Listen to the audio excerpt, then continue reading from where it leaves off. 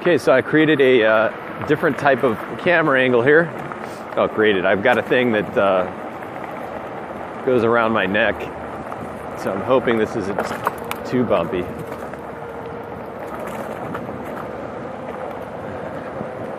Could be more of a... In fact, I don't even know how the angle is going to look.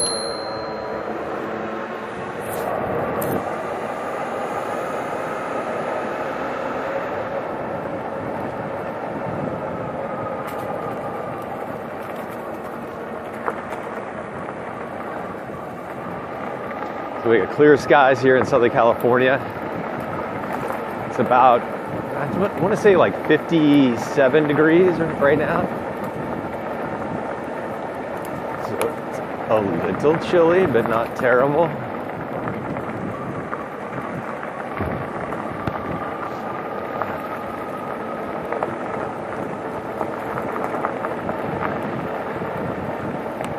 On my RadRover, the kickstand, it's got 2 bolts on it, and one of the bolts apparently flew off, and that's it. So I need to try to find a replacement bolt, or just ask the guys at Rad Power to supply one. But yeah, that was kind of one of those things. These bikes, there's actually quite a bit of vibration. If you're going out full speed and commuting every day like I'm doing, things like that happen. You'll want to probably once a week check the tightness of your wheels and the other bolts, because things do fly off and they loosen. So definitely,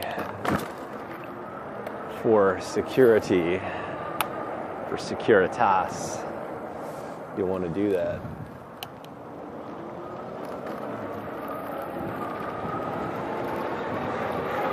So right now I've got 1,508 miles on my bike.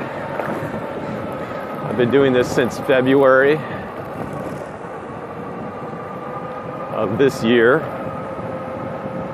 And not every day. A lot of the days I just commute, telecommute, I should say.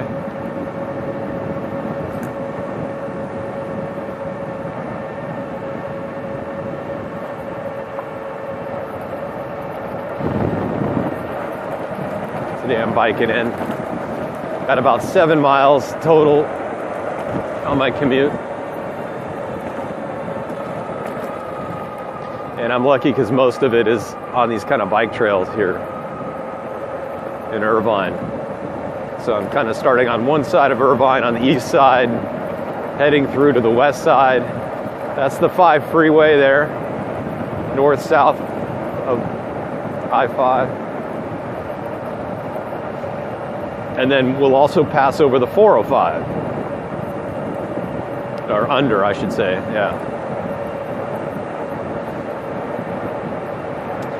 So as far as other things, I've ordered yet another light, because the one light that I did like ended up breaking, so I've got yet another one on the way, and I'll review that and show you guys. This solar one, though, works really well as far as just kind of like a warning light. I never have to charge it. I haven't had to charge it yet. It still functions great.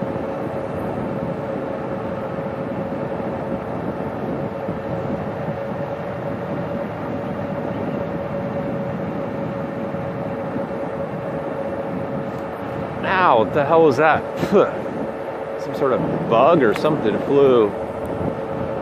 At full speed, if it's a big bug like that hits you, it hurts like hell.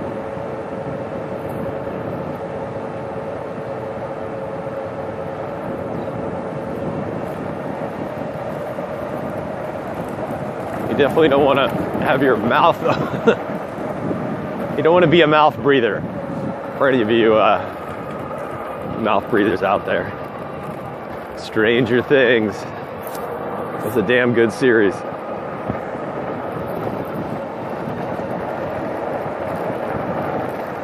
So I'm just doing mostly full speed. Occasionally I'll pedal, you know. But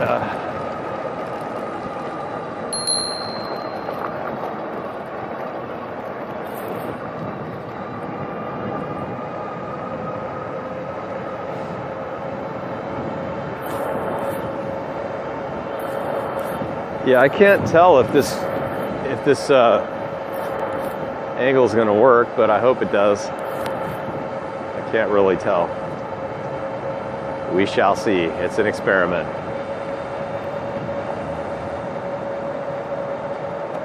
Oh yeah, and I'm probably today, I'm thinking of going over to T-Mobile to see if they have that new, it's an LG phone. The LG V20, I believe it is called. And that one just came out, and it's got the nougat Android operating system. Latest and greatest. So since I'm on the T-Mobile jump, I can do that pretty much without any impact. Just leasing my phones. Okay, so what's handy with the pedal assist is right now I just put pedal assist up to 5, which is the max, and I can put on a glove so I can still cruise and do stuff, although probably, not recommended. You want to definitely take care, not put yourself in danger. All right, I'm going to slow down here. Traffic coming on.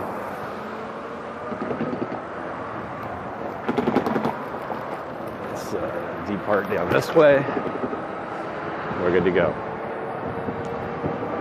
So yeah, pretty lucky on my commute because this is about the only street. This is not a major one either that I have to ride on to get to work. So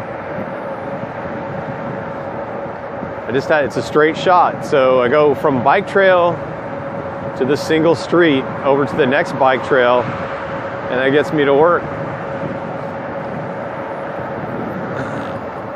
Eventually we're thinking of moving out maybe a little further, but unfortunately that would take me beyond what's a reasonable commute for this bike. I think a decent distance is somewhere between, like I've got it right at about 7 miles. You could take it up to 10 miles each way. But realistically, on that last leg, if you're just doing straight out electric, on that last leg, you'll start to run really low and maybe even run out of power, in which you'll just have to pedal the last little leg. But, come on, you want to do some exercise, so it's not terrible.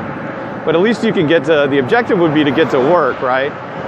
You could also get a charger at the other end, right, if you wanted to. But then you also have to think about time.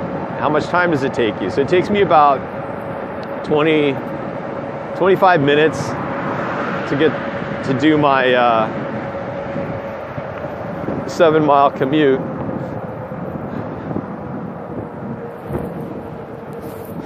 So you just have to figure out what made sense for you. But I tell you what though, even beyond just using this as a daily commuter, what's really cool is you don't think about distance so much when you jump on a bike or like, oh, I'm going to be tired or whatever, if you're going to go do something on the weekends, or maybe you want to bike to the beach or the forest or wherever.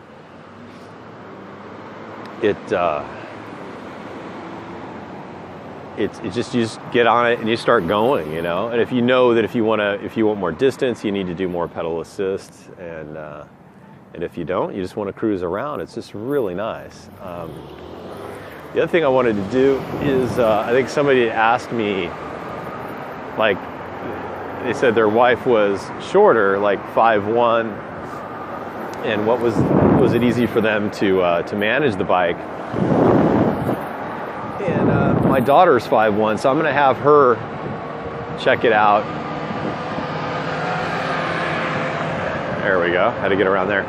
And try to ride it. I actually think she'd do just fine. The design of the bike is nice because instead of that straight bar for men, like a men's bike, the straight bar, it's really more unisex in the design, I would say.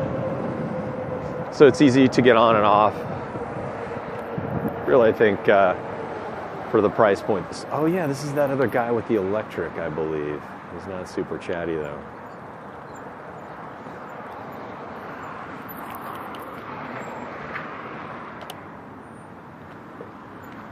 No, not the same one. In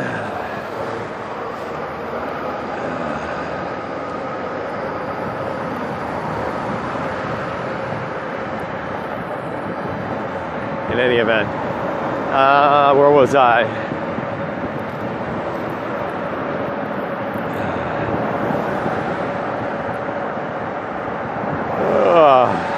Too much work. Anyway, as far as distance though, it is nice just to jump on a bike and be able to go much further and not worry about being just totally exhausted. You can put as much or as little effort on this thing as you want, which is really cool. Or if you like biking and like your partner doesn't, then you could both have this bike, or one person could have the bike who doesn't like to do a lot of biking, and it's just a piece of cake for them. I mean, they just jam on it. So any electric bike, it's just kind of nice. The only thing you got to be careful for is a bike trail where they don't let electric bikes on the trail. So, and you have to do pedal assist like I'm doing now.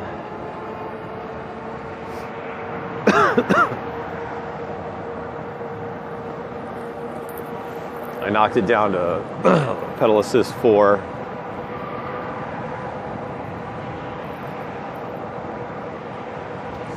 Trying to be respectful here.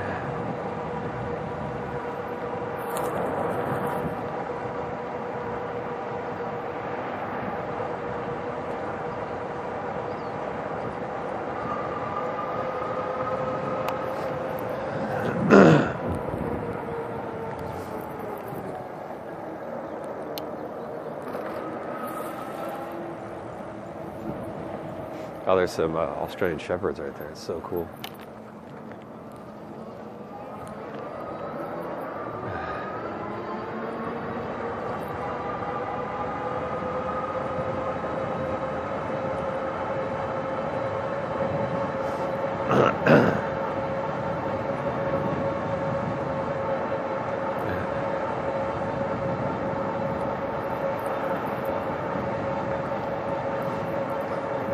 But yeah, if we do move out, if we do move further away, I think we might end up moving about 15 miles potentially away from my work. At that point, I've got to kind of give up the daily biking because it's just too far. It wouldn't make sense, and it would just take too long. It starts to have diminishing returns. So I would probably then just go back to, I would have to buy or lease a vehicle.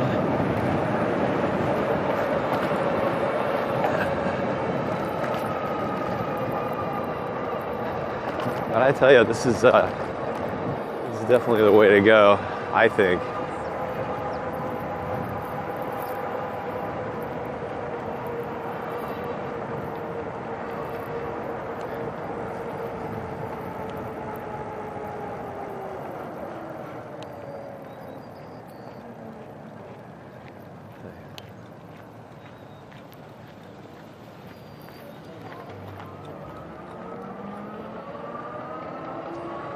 A little traffic there.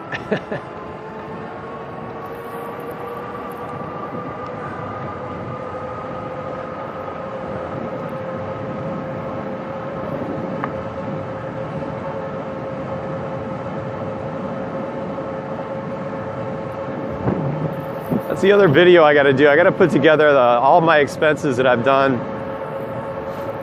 on the bike, and then you know, versus a car, so I could show you guys. I mean, it's definitely paid for itself. I think the out the door price for me was around $1,700, and then that versus the car. I think for the car, I had a leased vehicle of about $250. Plus car insurance, gas.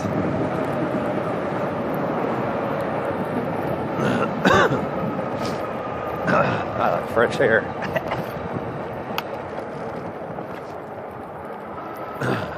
So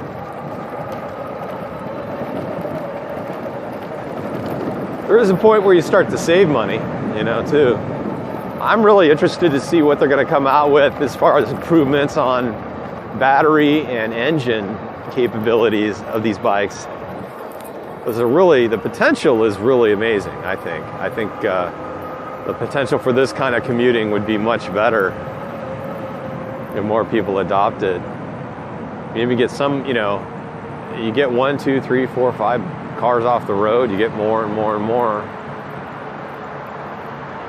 There will always obviously be cars. Okay, that's the 405 right above me. 405 South. That's about it. That's my commute. I get here, I exited this bridge. I'm good to go. So, pretty easy commute for me, luckily.